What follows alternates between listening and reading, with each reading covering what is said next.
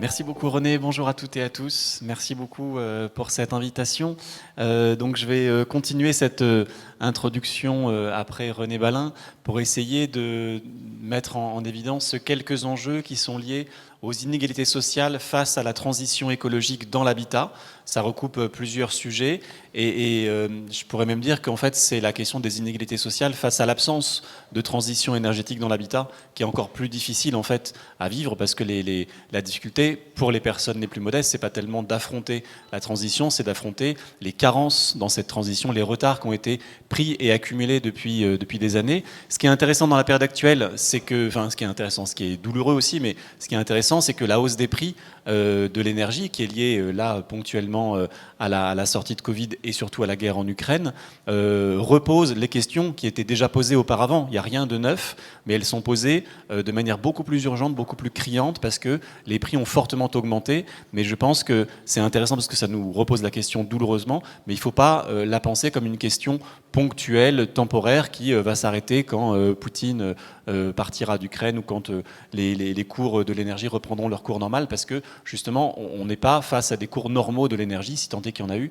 on est face à une nouvelle ère en fait qui est celle de la pénurie d'énergie et donc de la hausse des prix de l'énergie, et ça il faut pouvoir s'y adapter de notre côté. Donc je suis très content que Un Toit pour tous nous invite, parce qu'on a sans doute le même cheminement depuis plusieurs années déjà, d'essayer de conjuguer nos objectifs sociaux, qui est vraiment le cœur de cible de notre action sur le mal logement à Un Toit pour tous comme à la Fondation Abbé Pierre, et d'essayer de les traduire dans cette nouvelle ère qui est celle de la pénurie d'énergie et d'autres pénuries, j'y viendrai, de foncier, de main-d'œuvre, etc. Du coup, je vais vous montrer quelques graphiques, quelques chiffres et quelques propositions de discussion aussi avec vous. En tout cas, face à ces contraintes qui sont des contraintes, hein, on peut dire que c'est des opportunités, etc., mais c'est quand même avant tout des contraintes et il faut s'y adapter. Ça remet en valeur des orientations qui étaient déjà les nôtres, mais qui nous permettraient de nous en sortir plus facilement. Et en particulier, et ce sera un peu le fil directeur de ce que je vais essayer de vous présenter, c'est la répartition des efforts. C'est pour ça que les inégalités, il faut les avoir en tête à l'origine. On ne peut pas demander la même chose à des personnes qui sont déjà en fait en contrainte énergétique, qui ont déjà froid, et à des personnes qui consomment et surconsomment allègrement depuis des années. Donc il faut avoir ça en tête, parce que sinon ce sera une transition injuste, et au final ce ne sera pas une transition parce qu'elle n'aura pas lieu. Et la question des gilets jaunes l'a mis au cœur de l'actualité il y a maintenant quelques années, mais elle risque de se reproduire sur d'autres sujets où la conjugaison des impératifs sociaux et environnementaux n'est pas bien prise en compte et au final fait capoter tout le processus. C'est aussi la question de la redistribution des richesses, parce que au final la crise énergétique, la crise de surconsommation, de l'empreinte écologique des ménages dans l'habitat, c'est avant tout une crise d'une mauvaise répartition des richesses, avec des personnes qui surconsomment d'un côté, nombreuses, hein, et puis des personnes qui sont en restriction de l'autre. Et du coup, c'est le rôle de la collectivité, mais aussi le rôle des communs, des collectifs associatifs, des collectivités locales, de l'État, de l'Europe, de pouvoir répartir ces efforts et donc avoir une intervention sans doute plus volontariste. Ça veut dire parfois des normes, des obligations. Toutes les avancées écologiques, de réduction de la consommation énergétique sont toujours passées à un moment ou à un autre par des normes, et que ce soit pour les réfrigérateurs, pour les voitures, etc. Il n'y a rien de punitif, c'est juste l'avancée de la construction, de la connaissance, mais pour qu'elle se diffuse rapidement et de manière égalitaire, il faut que ce soit organisé. Et puis, une intervention plus volontariste, ça veut dire aussi une intervention financière avec des investissements publics, parce que l'État au sens large, y compris les collectivités, est garant du long terme. Et c'est vrai que nous, en tant qu'individus, on a plus la tête sur le présent, sur les quelques mois à venir, que sur des échéances à long terme. Et donc, il y a une légitimité accrue de la part de la puissance publique pour donner des orientations. Ça ne veut pas dire faire à la place des individus, des entreprises, des collectivités locales, mais ça veut dire tracer le chemin, fixer les objectifs, mettre les normes et mettre des financements, parce que l'État est l'acteur qui aujourd'hui est le plus capable de s'endetter dans les meilleures conditions, beaucoup plus que nous en tant qu'individus, ou même que les collectivités locales, qui sont souvent très contraintes parce qu'elles ont plein d'autres choses à financer et des capacités d'endettement moindres. Donc, pour commencer, ce qui est le plus urgent en lien avec la précarité énergétique, et ce dont on parle là en ce moment, c'est les factures. la question de la rénovation énergétique, elle est importante, mais en termes d'urgence, c'est que les gens, ils ont du mal à payer leurs factures, ils ont froid chez eux, et ça, c'est pas en leur promettant que dans les 10 ans, dans les 20 ans qui viennent, on va rénover tout le parc de passoires énergétiques, qu'on va répondre à leur angoisse qui est là d'aujourd'hui. Il fait froid depuis une semaine, et des millions de personnes se demandent comment elles vont chauffer, et est-ce qu'elles auront froid. Et les évolutions, en fait, auparavant, sur la question de la précarité énergétique, des indicateurs, c'était assez stable. Alors, on peut se dire que c'est décourageant, parce que ça fait quand même 15 ans à peu près qu'on parle de précarité énergétique en France, qu'il y a des politiques qui se développent, et le chiffre des 12 millions de précaires énergétiques, donc soit qui ont froid chez elles, soit qui mettent plus de 8 ou 10% selon les indicateurs à se chauffer, il reste assez stable. Sauf que depuis 2 ans, on a un frémissement inquiétant. Le plus évident, c'est la question du froid. Vous voyez, ça faisait des années qu'on était à peu près à 15%, 14% des ménages qui déclaraient avoir froid jusqu'à 2020. Et puis 2021, c'est la sortie de Covid, en tout cas de la sortie des confinements, et donc la reprise d'activité, la hausse des prix de l'énergie. Et on a bondi à 20% des ménages qui avaient froid. Et 2022, 22% des ménages qui ont froid. Ça, c'est le baromètre du médiateur de l'énergie qui pose la même question chaque année depuis des années. Le froid, c'est subjectif. Hein, on demande aux gens est-ce que vous avez eu froid, donc ils disent oui ou non. Sans doute que nos grands-parents auraient moins répondu, ou ils avaient peut-être tous froid, mais c'était normal parce qu'on chauffait peut-être une pièce dans la maison quand on pouvait, et le reste de la maison on avait froid. Mais il n'empêche que c'est une nouvelle donne dans le confort attendu, et c'est pas du tout un caprice de société aisée, c'est une nécessité vitale. Hein. Vraiment, le fait d'avoir froid chez soi fait développer des maladies très graves, en particulier pour les personnes qui ont des constitutions plus fragiles, comme les personnes âgées, ou les enfants en bas âge, ou les personnes qui ont des maladies. Donc là, cette évolution, elle doit vraiment nous alarmer, parce qu'on est face à une hausse rapide, forte, et qu'on voit bien, qu'on explique bien. Hein. C'est en lien avec la hausse des prix, la succession des confinements, du télétravail, fait aussi qu'il y a beaucoup de personnes qui restent davantage chez elles. Et puis quand on regarde qui est-ce qui répond j'ai eu froid, on voit que les jeunes, moins 35 ans, les 35-40 ans, les locataires, les employés sont surreprésentés. Ça va aussi un peu parfois à l'encontre de certaines représentations où il y aurait l'idée que les jeunes, finalement, ils bougent, ils sont en bonne santé, ils sont moins attachés à la température intérieure. Et en réalité, il y a une telle précarité que les jeunes sont plutôt surreprésentés parmi les personnes qui ont froid. Et les locataires, ça veut dire plutôt dans les copropriétés, dans les grandes villes. C'est là où on trouve le plus de jeunes locataires. Et la précarité énergétique, c'est pas juste quelque chose pour des personnes âgées dans une maison à la campagne qui auraient du mal à se chauffer. Ça peut être aussi ça, hein, mais il ne faut pas se fier aux représentations qu'on peut avoir. Et puis, il y a les personnes qui déclarent là aussi qu'elles ont des factures d'énergie importantes. Donc vous voyez, depuis une quinzaine d'années, c'est des chiffres chaque année, on était à peu près les 2 tiers qui pensent que les factures sont importantes. Les factures sont toujours trop importantes, mais là, on voit bien que depuis 3 ans, on a une augmentation très importante qui passe de 63% à 82% des ménages qui pensent qu'ils ont une facture d'énergie trop importante. Donc on est face à des évolutions là de court terme qui doivent nous alerter. Et puis dans les inégalités face au froid, je l'ai dit, il y a la question de l'âge, il y a la question évidemment du DPE, de la performance énergétique de votre logement, qui s'il est en F ou en G, fait que vous avez davantage froid ou que ça vous coûte beaucoup plus cher pour vous chauffer. Et puis il y a aussi la qualité de l'air intérieur, c'est-à-dire que c'est le froid, c'est aussi l'humidité, le fait de se sentir mal chez soi, de développer des moisissures, des champignons chez soi, c'est évidemment très difficile. Il y a aussi la question du statut résidentiel. Là aussi, ça a été dit, hein, quand vous êtes locataire HLM, vous avez moins froid, le logement est de meilleure qualité que dans le parc privé, notamment le parc privé plus ancien. L'âge, j'en ai parlé, l'activité, le froid, c'est plus difficile à vivre chez soi quand on est une personne inactive au sens retraité ou étudiant qui passe beaucoup de temps chez soi, ou les personnes au chômage qui ne peuvent pas aller travailler. Et donc le fait de bouger, d'aller travailler fait que le froid à domicile est moins douloureux et que les factures sont aussi moins difficiles. Et puis la question des revenus, c'est une évidence, c'est la question des maladies. Et là, c'est vraiment très injuste aussi socialement, c'est que les personnes qui se sentent mal, qui ont des pathologies, souffrent davantage du froid au quotidien. Donc par rapport à ça, les réponses qui ont été apportées depuis quelques mois que ce sujet est au cœur de l'actualité, ça a été le plus simple de dire chauffer à 19, vous ferez des économies d'énergie. Évidemment, c'est très insuffisant, ça a été un peu moqué, mais c'est quand même une bonne recommandation. Et c'est pas si récent, c'est depuis 1974 que c'est pas une recommandation, c'est une obligation en fait de chauffer à 19 degrés chez soi, dans les locaux d'activité. C'est un peu du bon sens, mais ici par exemple on n'est pas à 19 degrés du tout, je pense. On est à, je sais pas, 25. Enfin, ça a l'air tout simple, mais c'est un peu fou quand même de se dire que des universités qui, mais c'est bon parce qu'on est là, des universités qui ont des problèmes financiers pour boucler leur budget, malgré tout, soit parce que c'est mal géré, soit parce que c'est pas géré, chauffe à 25 un amphithéâtre. Bon. Et en fait, ça fait des économies très importantes, et même pour la santé, c'est bien meilleur de chauffer à 19. Pourquoi c'est important? C'est qu'on a des marges de manœuvre très simples, parce qu'on est face à des contraintes qui vont s'imposer à nous dans les années et les décennies à venir, qui sont extrêmement importantes, qui vont changer nos modes de vie.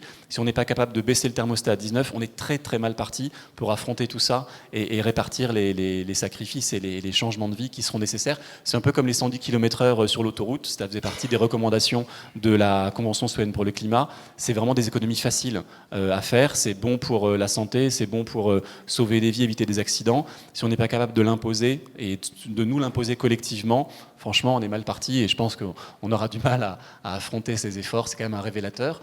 Et le fait de chauffer à 19, alors après, quand vous êtes dans un logement individuel, finalement, c'est votre problème, même s'il y a des impacts collectifs. Quand vous êtes dans une copropriété, c'est très important d'avoir une norme, parce que ça redistribue quelque part le pouvoir au sein des copropriétés, des immeubles collectifs, entre des personnes qui veulent se chauffer à 19 pour avoir des factures moins importantes et parce que c'est la consigne générale, et d'autres qui ne veulent pas parce qu'elles estiment que leur confort c'est à 23 à 24 degrés. C'est la norme qui libère, qui donne du pouvoir aux personnes qui veulent se chauffer à 19.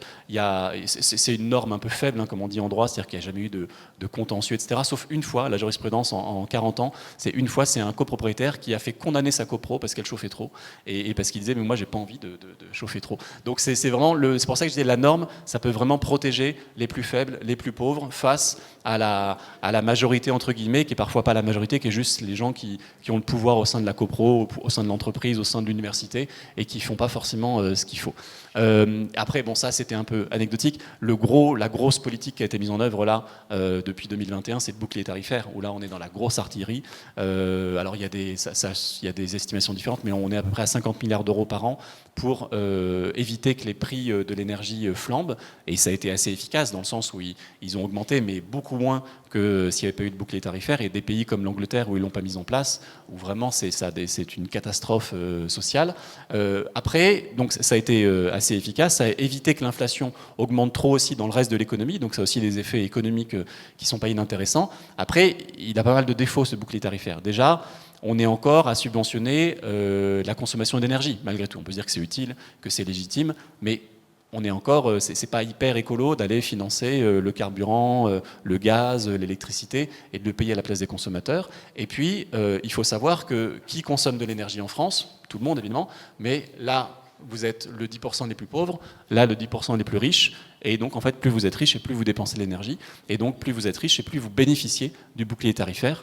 C'est quand même... Ça pose un peu question. Là, on n'est pas sur des millions d'euros, on est sur des dizaines de milliards d'euros. Et donc, quand vous bénéficiez plus de ça, ça veut dire qu'en gros, pour caricaturer un peu, mais l'État, nous, finance les 4x4 qui vont en week-end en Normandie pour les personnes les plus aisées. Bon.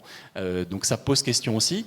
Peut-être qu'il n'y avait pas de meilleure solution que ça, mais en tout cas, ça doit être compensé d'une manière ou d'une autre par des aides davantage ciblées pour les ménages à bas revenus, parce que sinon, au final, on continue à faire des cadeaux davantage aux plus aisés qu'aux plus pauvres. Hein. Ça, c'est concrètement, vous voyez, quand vous êtes du plus haut décile, par mois, vous touchez 68 euros de l'État en avril 2022, et quand vous êtes les 10%, c'est 38 euros. Donc voilà, il faut avoir ça en tête quand même, et essayer de le corriger d'une manière ou d'une autre, sinon il y a un problème.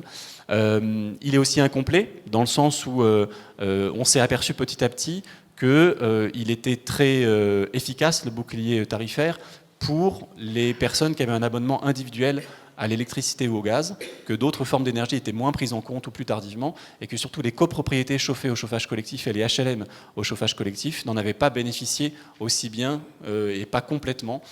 par rapport aux autres. C'est le cas aussi des gestionnaires de logements accompagnés, l'UNAFO, etc., l'UNAGE, ont beaucoup tiré la sonnette d'alarme parce qu'ils disent le bouclier électrique, par exemple, va prendre en compte seulement 30% de la hausse des prix pour nous. Et donc ça veut dire qu'il y a des copros là, qui font des appels de charge, qui ont signé de nouveaux contrats d'approvisionnement où ils demandent des appels de charge 2 fois plus élevés qu'auparavant.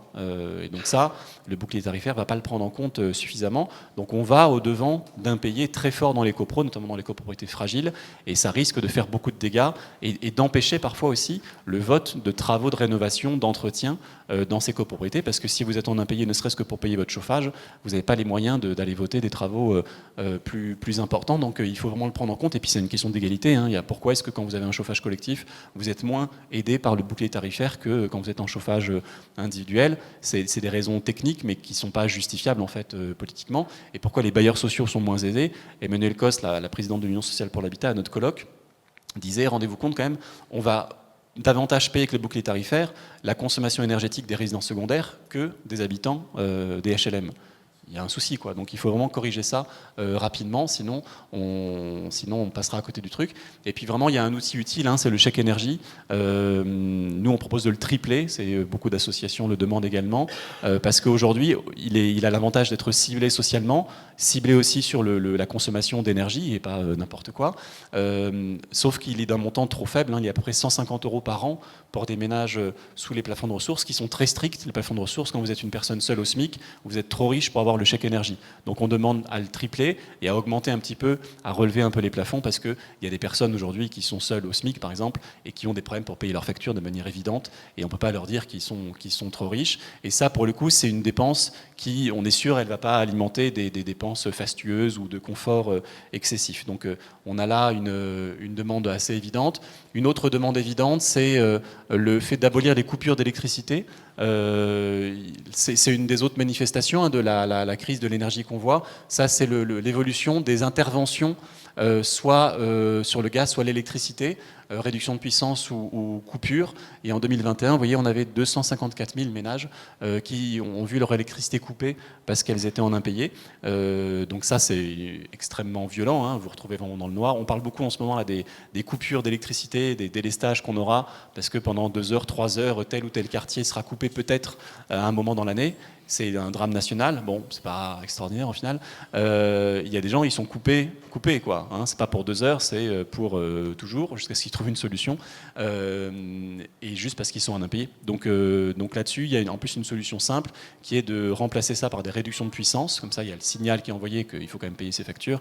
Et en même temps, les personnes peuvent utiliser leur frigo, avoir la lumière, recharger leur téléphone, leur ordinateur, une télévision, enfin des choses un peu de base. EDF s'est engagé à le faire. On aimerait que, mais c'est pas tous les consommateurs, hein. On aimerait que la loi l'impose. On a failli le gagner cet été dans le projet de loi pouvoir d'achat. Et puis le gouvernement est revenu dessus au dernier moment. Donc ça fait quand même partie des... C'est pas complètement anecdotique, 250 000 ménages, hein, chaque année, qui vivent dans le noir parce qu'ils sont trop pauvres pour payer les factures. Et puis pour finir sur le fait que les factures c'est urgent, etc. C'est pas si urgent dans le sens où je l'ai dit, c'est une des recommandations qu'on a depuis 1974. Et parce que les prix, même si peut-être ils vont redescendre un petit peu dans les mois qui viennent, je sais pas, ils vont rester hauts et on est sur une tendance à long terme avec des prix hauts. Et du coup, ça a des implications politiques, c'est-à-dire que si on pense qu'on a juste 1 an ou 2 de prix hauts à cause de la guerre en Ukraine, effectivement, on peut faire des primes exceptionnelles, des primes Macron défiscalisées, des chèques exceptionnels, etc. En revanche, si on pense que c'est une tendance de long terme, ben là, on augmente les minima sociaux, le chèque énergie de manière structurelle, parce que ça va aider les ménages en difficulté à s'adapter à ça et à pouvoir payer ces factures-là. C'est la question aussi des chèques affectés ou pas, et sans doute qu'une société qui affronte de multiples pénuries, contraintes, le fait plus efficacement et plus solidairement quand des personnes ont des revenus stables, structurels un peu plus élevés, notamment des minima sociaux, mais c'est aussi des APL, et pas trop affectés à telle ou telle dépense, l'alimentation, les loisirs, les livres, l'énergie, etc. Mais laisser aussi de la marge de manœuvre aux ménages à bas revenus pour payer ce qu'ils ont besoin de payer ou ce qu'ils ont envie de payer. C'est à ça que sert l'argent quand même, et pas les chèques affectés, c'est d'être un peu plus libre au quotidien de ce qu'on a envie de payer. Après, le plus structurel, le plus consensuel aussi, la rénovation énergétique. Évidemment, c'est ça la vraie solution, hein, plus que les chèques énergie, etc., à affronter la hausse des prix de l'énergie dans l'habitat. Je dis que c'est consensuel parce que la précarité énergétique, ça apporte de multiples risques pour les personnes, et donc la rénovation, qui permet de sortir, en tout cas d'amoindrir la précarité énergétique, apporte de multiples bénéfices. Les multiples risques, c'est en particulier les risques de santé.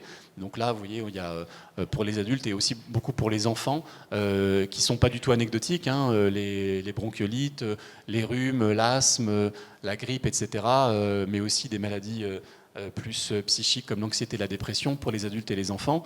C'est pas juste des désagréments de quelques jours, ça abîme l'organisme et ça a des effets, y compris en termes de mortalité. On estime qu'il y a entre 2000 et 10 000 morts supplémentaires à cause du froid à domicile chaque année en France, donc c'est une urgence de santé publique. Et la bonne nouvelle, c'est que du coup, si on rénove les logements, il y a moins de ces maladies et ça finance en partie, ça pourrait financer en partie ces rénovations énergétiques parce qu'on économiserait quasiment 1 milliard d'euros de dépenses de soins en rénovant les passoires énergétiques. Et donc finalement c'est financé, mais c'est des dépenses en moins pour la sécurité sociale, et ça c'est pas les mêmes budgets que les budgets de la rénovation énergétique ou le budget des ménages évidemment, mais ça c'est l'État qui est capable à un moment de dire on va faire des économies, des bénéfices grâce à ça, on peut mettre de l'argent en investissement pour la rénovation énergétique. Voilà, ça aussi, il y a aussi des bénéfices, on essaie de les chiffrer avec le collectif Rénovons auquel on appartient. Il y a des bénéfices en termes d'activité économique, hein, de rentrée fiscale, de baisse du chômage, des bénéfices également évidemment sur les émissions de gaz à effet de serre. Donc c'est vraiment gagnant-gagnant la rénovation énergétique. Et c'est pour ça que ça décolle, en tout cas dans certaines agglomérations comme autour de Grenoble, que ça décolle dans le débat, mais c'est quand même frustrant de se dire que quelque chose qui est gagnant-gagnant pour tout le monde, mais autant de temps à décoller malgré tout en termes de rénovation performante en France depuis des années, alors que a priori tout le monde est gagnant. C'est pour ça que je dis que c'est le plus consensuel. C'est pas comme des débats sur la transition énergétique où il faut moins prendre l'avion ou rouler moins vite, où là il y a des gens qui sont opposés. Personne n'est opposé à la rénovation énergétique. C'est pas où on est pour ou contre le nucléaire, mais la réno énergétique, personne n'est contre. Et pour autant, on a du mal à décoller, donc c'est un peu inquiétant. Quand on regarde un petit peu les aides qui existent, on voit qu'il y a quand même là, depuis 1 an ou 2, une augmentation. C'est évidemment intéressant. C'est essentiellement lié au certificat d'économie d'énergie et à ma prime rénov'. Et en 2022, on sera à ces niveaux-là également à peu près. Hein, donc à peu près 8 à 9 milliards d'euros d'aide publique à la rénovation énergétique. Donc il y a quand même une montée en puissance, mais qui est insuffisante. Pourquoi ? Parce que quand on regarde le montant des aides publiques, notamment ma prime rénov' pour financer de la rénovation énergétique, c'est souvent insuffisant pour financer des vrais travaux très performants qui permettent d'économiser 50-60% de la facture énergétique, qui permettent d'atteindre le niveau BBC ou pas loin. Il ne faut pas être un intégriste, je pense, du BBC. Parfois, on va en C, par exemple en DPEC, ou même D quand on part de très très loin, et c'est déjà pas si mal. Mais vu les niveaux de reste à charge après ma prime rénov', par exemple, quand un ménage très modeste, il a 40% de reste à charge. Même après les aides locales, même après les C2E, même après ma prime rénov'. Donc quand vous êtes très modeste, ça veut dire que vous êtes en gros au SMIC ou aux minima sociaux. S'il faut mettre 40% de travaux à 30 000 euros, bah c'est difficile, quoi. Et donc ça explique que en fait on se contente essentiellement de monogestes avec ma prime rénov' à 86% monogestes, et on change la chaudière, on isole les combles, mais on fait un seul poste de travaux et pas les 5 ou 6 qui seraient nécessaires pour avoir une vraie efficacité énergétique et ne pas avoir à y revenir dans les années qui viennent si on veut atteindre le niveau BBC dans tout le parc. Là aussi où c'est inquiétant, c'est que ça c'est des aides nationales. Mais en fonction du volontarisme ou des moyens de la collectivité locale où vous êtes, ça dépend de la métropole, quand vous êtes en métropole, du département, de la région, soit ça peut permettre de combler un peu ce reste à charge, soit pas du tout. Et donc en termes d'inégalité, là, elle est très forte en fonction des territoires. Ce qui ne décolle pas, là on ne le voit pas trop, mais ce qui ne décolle pas, c'est MaPrimeRénov' Sérénité, ce qu'on appelait avant Habiter mieux Sérénité, qui est la meilleure aide à tout point de vue, parce que c'est de l'accompagnement systématique des ménages, ça cible les ménages modestes, il y a un bouquet de travaux obligatoires, et il y a un gain énergétique à atteindre minimum de 35%. Et en moyenne, il est de 50%. Alors que c'est la seule aide, enfin la meilleure aide, c'est la seule qui ne décolle pas du tout dans les aides des dernières années. On est à peu près à 40 000 Habiter mieux Sérénité, qu'on appelle MaPrimeRénov' Sérénité aujourd'hui, par an. Donc ça décolle pas beaucoup. Il y a des inégalités aussi envers les copropriétaires modestes, parce que MaPrimeRénov' CoPro, qui a été créée là, au final, on s'aperçoit qu'elle n'aide pas assez les copropriétaires, notamment modestes, et que des copropriétaires modestes sont moins aidés que des propriétaires occupants de logements individuels aisés. Ça, c'est quand même assez difficile à comprendre. Alors parfois, il y a on en parlera dans la table ronde après, des aides complémentaires par des collectivités qui font qu'on s'en sort quand même. Mais au final, les copros, ça a du mal à décoller à cause de ça, et puis parce que la prise de décision en copropriété est difficile. Là où ça décolle un peu plus facilement, et on en a parlé, c'est dans la rénovation énergétique dans le parc HLM. Ça, c'est intéressant aussi. Déjà, ils partaient de moins loin, dans le sens où la qualité du parc HLM, elle est meilleure. C'est lié au fait que c'est un parc public ou public entre guillemets, et donc c'est plus facile de prendre des décisions, c'est plus facile de mobiliser des aides, de s'endetter, et puis il y a un effet d'échelle quand vous possédez un bailleur qui possède 10 000, 20 000, 30 000 logements sociaux, il est plus compétent pour lancer des rénovations qu'un copropriétaire ou un propriétaire bailleur qui a 2-3 logements. Donc on voit qu'il y a une montée en puissance, ça c'est les travaux d'amélioration énergétique, 177 000 en 2021. Après les vrais travaux, donc où on progresse de moins une étiquette énergétique, c'est les verts, c'est 100 000 à peu près. Quand on ne change pas d'étiquette énergétique, on ne peut pas dire que c'est des vrais travaux, enfin c'est des petits travaux. Mais, alors, il y a une montée en puissance, mais elle n'est pas non plus exceptionnelle. Et notamment, ce que René a dit, c'est que les bailleurs sociaux sont quand même handicapés depuis 2017 par la ponction de l'État de 1,3 milliard chaque année. Et il y a une étude de Lancols récemment qui a montré que ça faisait partie des freins et que beaucoup de bailleurs sociaux avaient lancé des travaux, puis avaient renoncé ou avaient diminué la voilure et l'ambition de ces travaux, parce que il faut qu'ils arbitrent entre produire du logement neuf, entretenir, payer des travaux de rénovation énergétique. Et pour le coup, on est vraiment sur quelque chose qui, à moyen terme, pourrait être assez efficace. Là encore, c'est Emmanuel Cos, à notre colloque, elle disait, autant c'est vrai qu'il y a eu un débat il y a quelques mois à l'Assemblée, ils avaient voté pendant quelques jours 12 milliards d'aides en plus dans le budget pour la rénovation énergétique. C'était un peu de l'affichage et c'était impossible de les dépenser, ils sont revenus dessus, parce qu'on n'est pas capable de dépenser 12 milliards d'euros d'aide publique en 2023 pour la rénovation. Mais Emmanuel Cos disait, par contre, si vous nous donnez 1 milliard d'euros pour le parc social, on sait les dépenser en 2023, parce qu'on a des acteurs qui sont l'arme au pied, qui savent faire, et plus d'argent, ça veut dire des travaux plus performants, plus nombreux, plus rapides. Donc même si parfois le secteur privé peut avoir un peu de temps à se mettre en route, parce qu'il faut voter les travaux, il faut trouver des entrepreneurs, etc., le parc social, lui, on a affaire à des professionnels très compétents, en général, et très organisés, et qui n'ont, entre guillemets, qu'à appuyer sur un bouton pour lancer des travaux. Il n'y a pas de vote de copro. Et là, ça permettrait d'avancer très vite, et en plus avec des effets sociaux importants, puisque dans le parc social, par définition, on est sur des ménages modestes. Et j'avance pour aller vers ma conclusion. Il y a la question aussi qui est assez peu abordée de la précarité énergétique d'été, où là aussi on est face à des enjeux sanitaires très importants. Cet été, on a eu 11 000 morts de plus avec les vagues de canicule, et c'est en partie dû au mauvais confort thermique d'été dans les logements. C'est souvent les mêmes logements qui ont très froid l'hiver et très chaud l'été. Et là aussi, en termes d'inégalité, on est face à les ménages modestes qui sont dans des logements mal isolés, qui ont très chaud, versus, pour caricaturer, des ménages plus aisés qui peuvent se payer la climatisation et qui non seulement du coup évitent les vagues de chaleur, mais en plus renforcent la chaleur sur leurs voisins, parce que la climatisation, c'est-à-dire qu'on met du froid chez vous et ça repousse du chaud à proximité, hein, y a pas de, rien ne se perd, rien ne se crée, et en plus ça réchauffe l'atmosphère de la Terre, et donc c'est extrêmement inégalitaire, extrêmement injuste, et s'il y a pas, on est dans une course de vitesse, si on rénove pas suffisamment les logements, les gens qui peuvent se le payer se paieront la climatisation, parce que quand il fait 40 degrés, 45 degrés chez vous, assez humainement, on a envie de trouver une solution immédiate, n'importe laquelle. Et on achète des mauvais systèmes de climatisation et c'est pire que tout en termes de factures, d'empreintes énergétiques, etc., etc. Donc il faut vraiment un plan face aux canicules pour rénover les logements et avoir un confort d'été. Ça peut être des persiennes, ça peut être des volets, des rideaux. Et on a l'impression qu'il y a un peu de retard à l'allumage. Par contre, la climatisation, il n'y a pas de retard à l'allumage, hein. Ça, c'est les consommations annuelles. Il y a 10 ans, on en avait 3 fois moins qu'aujourd'hui, donc si on continue à ce rythme-là, tout le monde aura la clim, tous ceux qui peuvent, et ce sera une catastrophe. Voilà. Et puis, pour finir sur la rénovation énergétique, je disais que c'était consensuel, mais en fait, c'est pas si consensuel, parce que quand on veut imposer des normes de rénovation énergétique, il y a notamment un secteur où, si on l'impose pas, il ne se passe pas grand-chose, c'est la question de la relation locative dans le parc locatif privé.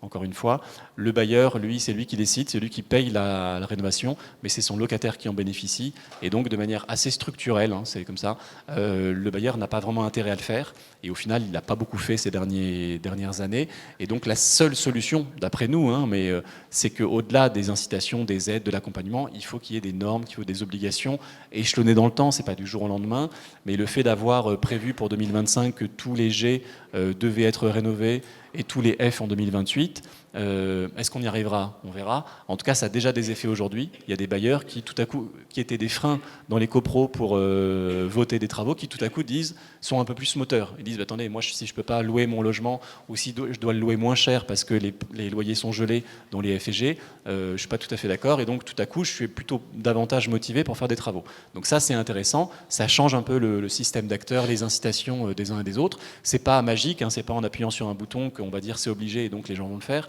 mais ça crée une dynamique. Et après, il faudra trouver les moyens que cette norme s'applique de manière souple et intelligente au bénéfice des locataires, sans évidemment sortir du marché locatif des logements qui ne seraient pas encore rénovés, parce que ce serait pas une bonne idée. Mais c'est vrai qu'il y a des mesures d'étapes un peu intermédiaires, par exemple le gel des loyers passoires, l'interdiction des compléments de loyer quand vous avez l'encadrement des loyers, ce qui n'est pas le cas à Grenoble, mais peut-être bientôt. Ça, c'est une incitation, c'est pas noir ou blanc, mais ça donne un peu d'oxygène aux locataires et ça donne un peu d'incitation aux propriétaires de se dépêcher, parce que sinon son loyer il est gelé et il touche un peu moins d'argent. Donc on est face à un débat un peu qui va arriver là sur le côté gilet jaune, taxe carbone, est-ce que ça va avoir des effets sociaux, mais avec cette crainte d'une écologie punitive. Mais encore une fois, la punitive pour qui? Pour les bailleurs qui sont dans les catégories les plus aisées de la population, et le graphique le montre assez bien, hein. Ça, c'est les 10% les plus aisés qui possèdent beaucoup de logements locatifs et beaucoup de passoires énergétiques, et donc eux, ils ont souvent des locataires modestes, mais ne sont pas des ménages propriétaires modestes. On a doublé les aides à la rénovation énergétique pour les bailleurs, on les a rendus éligibles à MaPrimeRénov' il y a 2 ans, donc maintenant tout est en place quand même au niveau financier pour qu'ils s'y mettent un petit peu. Voilà. Et puis donc voilà, je disais que c'était très consensuel et très simple, la rénovation énergétique. Et en fait, ça l'est pas tant que ça, évidemment. Vous l'avez vu, mais il n'y a pas de surprise, hein. On est dans une société avec des conflits, avec des clivages, avec des conflits d'intérêts. Il y a une préférence pour le présent, pour le coup, de tout le monde, hein. Lancer des travaux et se dire que dans 30 ans, ça nous coûtera moins cher, c'est pas notre échelle de réflexion. En plus, c'est pas toujours si simple. Et donc, c'est pour ça qu'il faut des acteurs publics qui investissent dans l'avenir. Et surtout, ça a été dit aussi, et on en reparlera, le tissu productif n'est pas vraiment adapté. Même si on mettait, je le disais, 12 milliards d'euros demain, on ne saurait pas faire les travaux, ou alors mal les faire, ou alors ce serait un effet inflationniste très important. Donc c'est vraiment le gros défi, c'est la formation initiale continue des artisans dans la rénovation performante. Ça veut dire à la fois des bons professionnels et puis des personnes pour les encadrer, pour les coordonner surtout. C'est beaucoup de corps de métiers différents. Et puis c'est des rapports de force, encore une fois, hein. On n'est pas tous égaux face à la transition, on n'a pas tous les mêmes leviers de décision. Et donc il faut pouvoir à un moment arbitrer et parfois forcer un petit peu la décision. Voilà, peut-être que je m'arrête là. On aurait pu parler aussi d'une autre grenade dégoupillée par rapport au lien entre climat, énergie et logement, qui est le zéro artificialisation nette, qui est aussi un gros conflit ou un gros débat qu'on a devant nous. Mais On va, pour cette matinée, se contenter de la rénovation énergétique, si ça vous va. Voilà, je ne sais pas si vous avez des questions, des réactions, c'est autorisé, oui.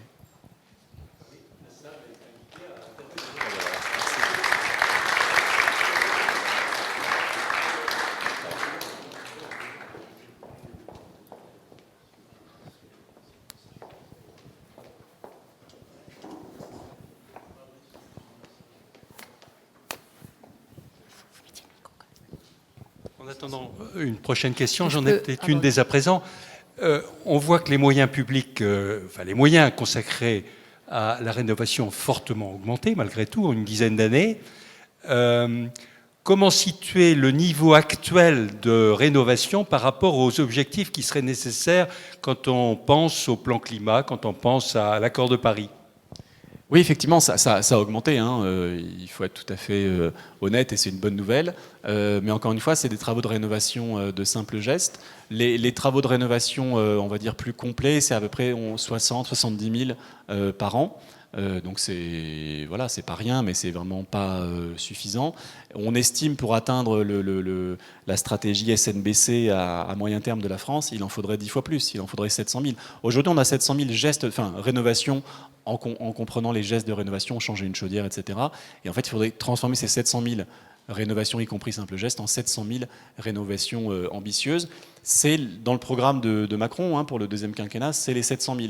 Mais il y a un côté un peu totémique, je pense, qui nous empêche, qui est plutôt un handicap, parce que comme on a atteint 700 000, mais en comprenant tout et n'importe quoi, si on faisait 300 000, par exemple, rénovations plus ambitieuses, ce serait beaucoup mieux pour tous les points de vue, mais on pourrait dire on est passé de 700 000 à 300 000 et donc on a régressé alors qu'en fait on n'aurait pas régressé. Et je pense que cet objectif chiffré là, il nous handicape un petit peu en tout cas, et c'est un objectif à long terme, mais il y a tout un débat. En fait, tout le monde est d'accord sur le fait que là on fait des simples gestes et qu'il faut passer aux rénovations globales, le ministère, l'ANA, tout le monde. La question c'est le rythme de passage de l'un à l'autre. Et le risque qui est identifié, c'est de casser la machine. Et si on dit, en fait, on va financer que des travaux de rénovation complète ou BBC, et on passe de 700 000 à 100 000, et que ce soit vu comme un échec. Et en fait, il faut que ce soit progressif, mais progressif quand même un peu rapide. Sinon, on va continuer à financer juste des changements de fenêtres et on n'aura pas beaucoup avancé. En fait, il faut rénover à peu près tous les logements d'ici à 2050. Et si on les fait en 2 ou 3 étapes, ça veut dire 2 ou 3 fois plus de travaux de rénovation que si on les faisait en une seule étape. Et surtout, c'est que quand on les fait en une seule étape ou en une seule fois, et qu'on traite tous les postes de travaux à la fois, c'est plus cohérent, c'est plus rationnel, déjà en termes de temps de travail, et puis aussi en termes de cohérence des travaux, ça évite beaucoup d'imperfections, parce que si c'est des artisans différents qui viennent à 5 ans ou 10 ans d'écart, ils ne sauront pas ce qu'a fait l'autre, ce ne sera pas coordonné, et à la fin, il y aura des ponts thermiques, il y aura plein de problèmes techniques. Bon,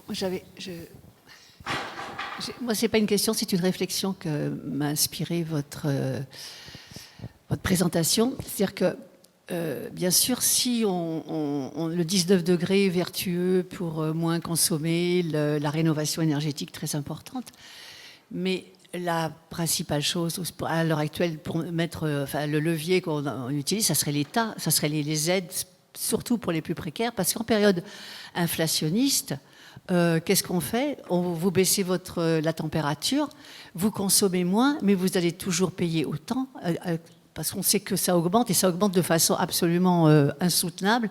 Donc là, il y a vraiment quelque chose à faire et à appuyer pour que les plus précaires soient protégés, parce qu'ils ne vont pas moins payer, parce qu'ils consomment moins. Voilà, c'est tout. Merci. Le fait de réduire sa consommation énergétique, quand les prix montent, ça évite juste d'avoir des factures qui augmentent, mais on a toujours les mêmes. Et on part déjà d'un niveau de facture qui est très important pour les plus modestes. Donc vous avez raison, ça ne règle pas le problème, ça évite de l'empirer davantage. On en est là. Donc c'est 6,7 millions. Il va bien falloir trouver des moyens de le faire. Alors bien sûr, on dit on va aider les propriétaires, mais je suis complètement d'accord pour dire que c'est au-delà de ce qu'ils sont prêts à mettre. Ce qui va leur être demandé est bien au-delà, on n'y arrivera pas. On va essayer de vendre ces logements et on va tomber sur 2 catégories. Soit les gens qui sont prêts à les louer au black, parce que les 6,7 millions, comme on les a pas, ça va se terminer par des locations au black.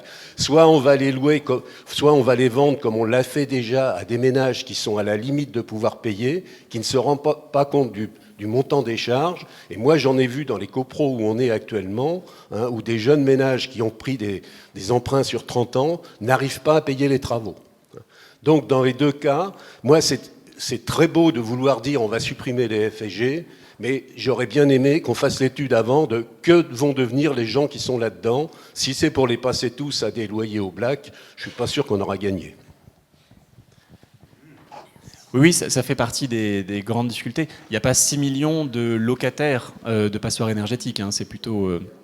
Du coup, les propriétaires ne sont pas visés par l'obligation, pour l'instant. Mais bon. Bah alors, ils feront rien. Il y en a qui font quand même. Il y a des travaux qui se font chaque année. Donc là où vous avez raison, hein, sur les propriétaires très modestes, c'est que faire des travaux qui coûtent cher, avec le niveau des aides actuelles, c'est très difficile. Donc c'est pour ça que nous, on veut un reste à charge zéro au minimum pour les ménages très modestes. Sinon, ça bloque pour eux, mais parfois ça bloque aussi pour toute la copropriété, et donc c'est plutôt négatif pour tout le monde. Donc ça veut dire plus d'argent, et vous avez raison, un des bénéfices, c'est sur la santé, et donc ça vaut le coup de faire ces travaux, même si on ne consomme pas beaucoup moins d'énergie à l'arrivée, mais si on vit mieux, bah, c'est déjà une bonne raison de le faire. Après, il y a quand même plein d'exemples de rénovation énergétique où malgré l'effet rebond, il y a beaucoup de gens qui consomment moins malgré tout et qui payent moins pour se chauffer mieux ou aussi bien. L'effet rebond, c'est que parfois, en fait, des gens ne se chauffaient pas du tout, et une fois qu'on rénove leur logement, ils peuvent se chauffer et donc ils peuvent payer de l'énergie. Donc ça fait pas beaucoup de factures en moins et ça fait pas beaucoup de consommation énergétique en moins, mais ça fait des gens qui se chauffent, quoi. Donc c'est déjà suffisant. Après, est-ce que l'obligation de rénover dans les logements locatifs passoires, ça va créer un marché au black ou même une sortie du marché totalement? C'est pas ce qu'on a vu quand il y a eu le décret d'essence en 2002 sur d'autres critères. Hein. En gros, enfin heureusement ou malheureusement, mais il y a beaucoup de non-recours au droit. Et donc des locataires qui seront dans des logements qui seront devenus indécents parce qu'ils sont en G ou en F en 2028 vont pas forcément faire une démarche contre leur propriétaire. Ce qui va se passer dans l'immense majorité, c'est rien en fait. C'est juste que le locataire, il sera toujours locataire dans un logement indécent, il payera le même loyer qu'avant. Et voilà. Alors après, si le loyer est gelé, ça c'est plus appliqué quand même. Donc s'il y a une inflation en 2028, ça fait quand même 5 ou 6 ans de gel de loyer en période d'inflation, ça fait quand même un loyer inférieur de 20-30%, donc c'est pas mal. Après, ce que ça va changer, c'est que le locataire pourra faire un recours ou une demande. Hein. C'est pas, les rapports locatifs, c'est pas toujours en justice, c'est aussi dans l'interaction humaine. Et à un moment, il pourra dire, écoutez, ça fait 5 ans que j'habite ici, que je paye un loyer, je suis en G. Vous savez bien que la loi, elle dit que vous devez faire les travaux de rénovation, quand est-ce que vous allez les faire? Et le bailleur, soit il les fera, soit il les fera pas, mais il aura cette petite menace ou cette petite pression supplémentaire pour les faire. Et on voit, et ça peut paraître théorique ou très optimiste, mais on le verra dans la table ronde d'après, l'ALEC d'ici dit il y a beaucoup de bailleurs qui nous contactent parce qu'ils anticipent cette obligation. Donc tous les bailleurs ne sont pas des marchands de sommeil qui ne veulent pas respecter les normes. Il y en a plein, ils veulent, s'ils peuvent, encore une fois, hein, s'ils peuvent faire ces travaux, ils vont le faire parce qu'ils n'ont pas envie d'être hors la loi, ou voilà, donc, puis parce qu'ils ont conscience qu'il faut le faire, de toute façon, au-delà de la norme de décence. Et donc si ça amène une fraction de ces bailleurs à lancer des travaux, ce sera positif. Ils ne le feront pas tous. Et après, si on tombe sur un locataire procédurier, et nous on les encourage à le faire, hein, ce qu'il pourra obtenir, c'est soit que le juge oblige à faire des travaux, bon, mais le propriétaire pourra dire, si la copro a refusé ces travaux, je ne suis pas obligé de les faire. Ça, c'est la loi qui va le permettre. Hein, donc c'est une grosse astérisque pour une grosse exception. Il y a beaucoup de logements locatifs qui sont dans des copros, et il suffira pour un bailleur de dire, j'ai proposé à mon AG qui a refusé de faire des travaux, et ben voilà, et ça s'arrête là.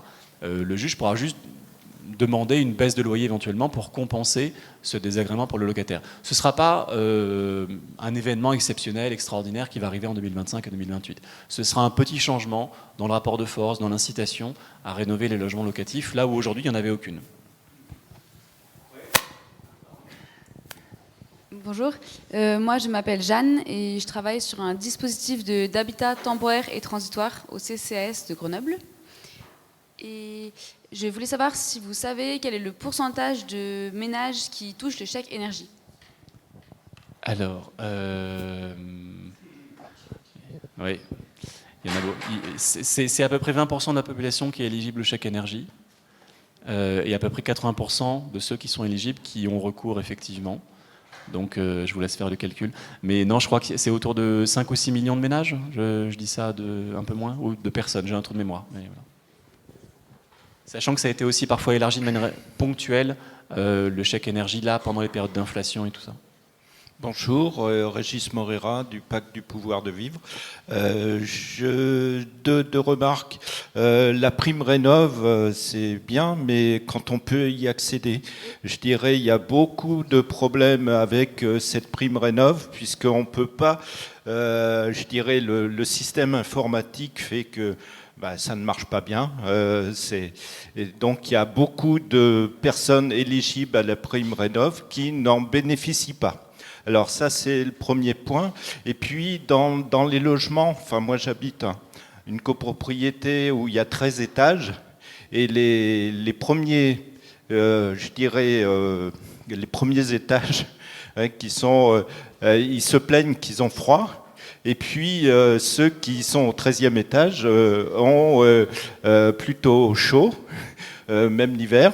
Et donc, comment on fait pour réguler à 19 degrés, que ce soit au premier étage ou au rez-de-chaussée, ou au 13e étage? Oui, bonjour, je me présente, je suis Régis Largelier de la chaire Hope. J'ai peut-être deux petites remarques à faire. Une sur tous les dispositifs, il y a beaucoup de dispositifs, on a vu sur le logement, le mal logement, etc. Et il y a une chose qu'on est en train de s'apercevoir, c'est que les précaires, aujourd'hui, la plus grosse difficulté qu'ils rencontrent, c'est la mobilité, c'est de sortir, c'est d'aller se faire soigner, c'est d'aller travailler, c'est d'aller accompagner les enfants. Donc la précarité énergétique mobilité n'est pas prise en compte aujourd'hui. Il n'y a aucun dispositif, il n'y a aucun indicateur, il n'y a absolument rien qui est fait sur... Et puis pas d'acteurs de la mobilité qui sont impliqués dans ces luttes contre la précarité énergétique. Donc la question, c'est de savoir un petit peu comment on pourrait essayer de mobiliser plus les acteurs de la mobilité pour avoir des dispositifs, des indicateurs, pour aider en particulier à sortir de la précarité énergétique mobilité. Ça, c'est la première remarque. La deuxième remarque, je reviens un petit peu à ce que Manuel a dit, je suis entièrement d'accord sur l'impact santé et logement, qui va dans les deux sens d'ailleurs, où un mauvais logement peut avoir un impact fort sur la santé. En particulier, on s'est aperçu par les études qu'on fait que la santé psychique en particulier, quand on est mal logé, on a mal dans sa tête. Et puis il y a un deuxième aspect, c'est quand on a mal dans sa tête et qu'on est mal logé, on a beaucoup moins de chances de s'en sortir que ceux qui sont en bonne santé. Donc la santé va dans les deux sens. Et moi j'aimerais mettre un espoir aujourd'hui, c'est que l'année prochaine, aux événements, il y ait plus d'acteurs de la santé qui soient là. On n'a pas d'acteurs de la santé qui sont mobilisés aujourd'hui.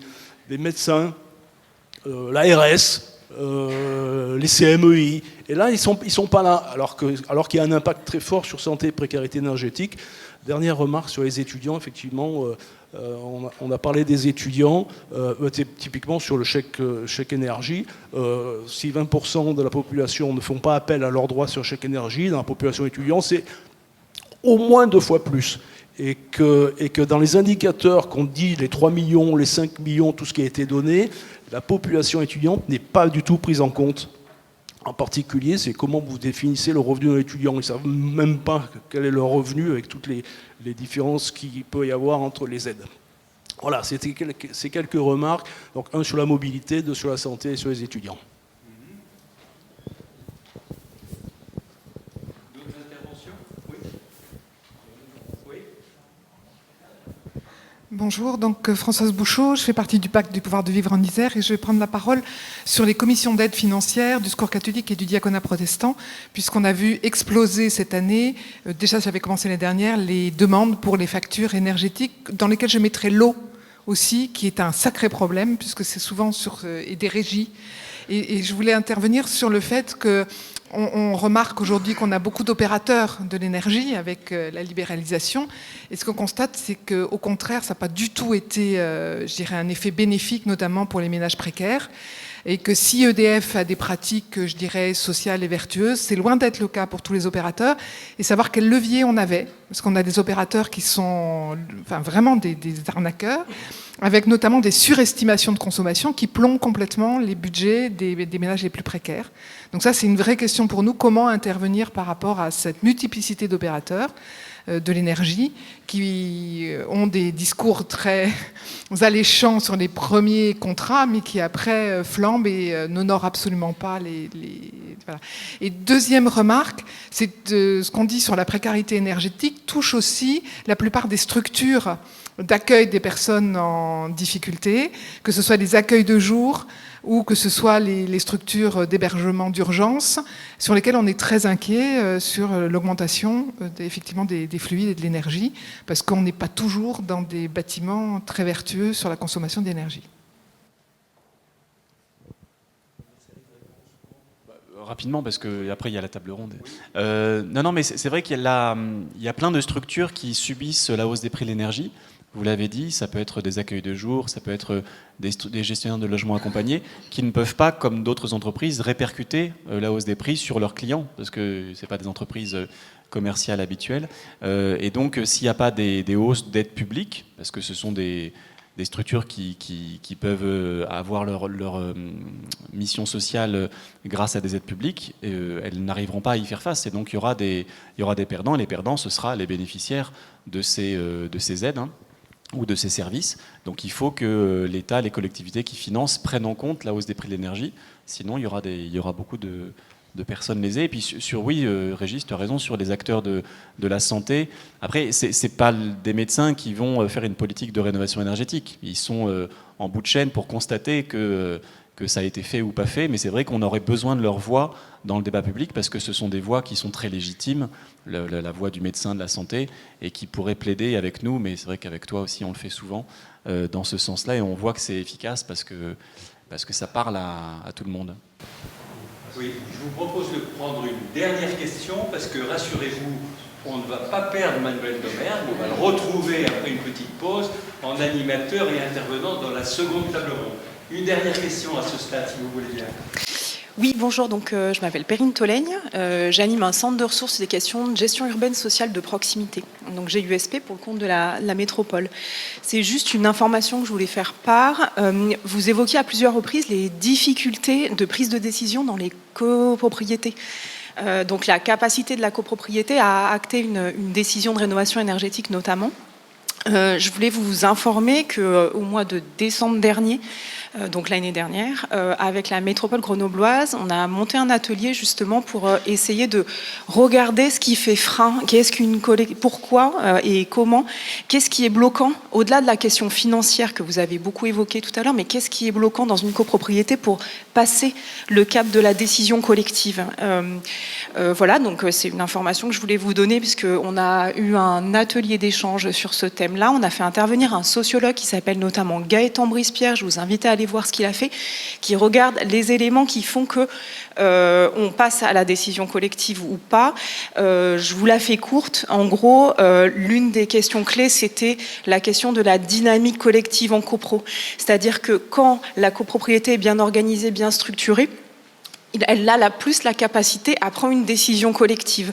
Et même si elle a pas de capacité, même une copro qui a la capacité financière, ou voilà, si elle n'est pas structurée, organisée et n'est pas en capacité de prendre une décision collective, c'est compliqué. Suite à cet atelier, on a monté une formation aussi expérimentale pour voir comment on peut provoquer de la dynamique collective en copropriété, se disant quand même que l'un des sujets, c'est aussi ça. Donc voilà, comment on peut faciliter la prise de décision dans les copropriétés ? Ça, c'était une question que je voulais vous poser, en tout cas de votre point de vue. Comment on peut aider les copropriétaires à s'organiser collectivement pour justement les aider à passer à l'acte de cette décision de rénovation énergétique, quoi. Merci pour votre réponse. Je pense qu'on va pouvoir retrouver cette question dans la séquence suivante, qui est précisément axée sur la mise en œuvre des processus opérationnels, de leurs difficultés, des enjeux. Et je vous propose, si vous voulez bien, dès à présent, de faire une petite pause pour vous rafraîchir.